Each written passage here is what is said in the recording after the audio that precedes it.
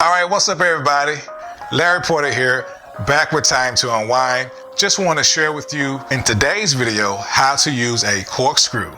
No, it sounds cliche, but hey, there are some steps you need to know. So if this is your first time watching this video, don't forget to smash that like button, subscribe, and hit that bell notification so you do not miss any important updates from us. Now let's jump straight into the content. Now the most common corkscrew I use is a winged corkscrew, or the one with the arms.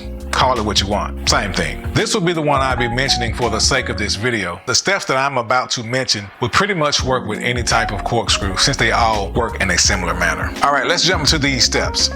Step number 1, you will start by removing the foil around the cap, if there is any, by using a knife or maybe your fingernails if they are sharp enough. Either way, just remove the foil from the cap so you can reveal the cork.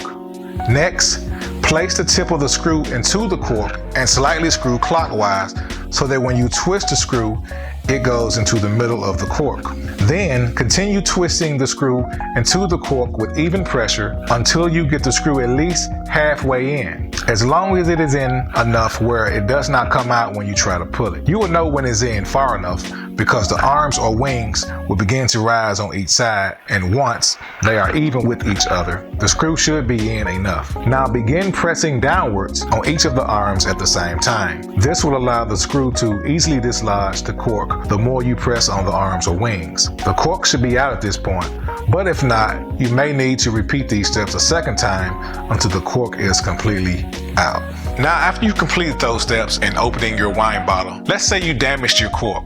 No worries. My wife did another video on how to preserve your wine after opening. So this video you will find valuable if you have a damaged cork and you're looking for ways to, or should I say alternative ways to preserve your wine. So be sure to check that video out by clicking one of the video cards above here. Should be somewhere above my head here. There you have it in a nutshell, how to use a corkscrew.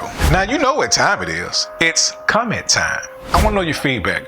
What type of wine do you like? Is it dry, sweet, off dry, etc., etc.? I want to know your feedback on your favorite type of wine. So be sure to leave a comment below in the comment section. Now, if you want to learn more about One Hope wines and different wines that we have on our site, be sure to click that link in the description to see various types of wines and see how those wines can help make an impact in today's society. So if you want to learn more, don't forget to click that link below. I'm going to leave that in the description. All right, guys.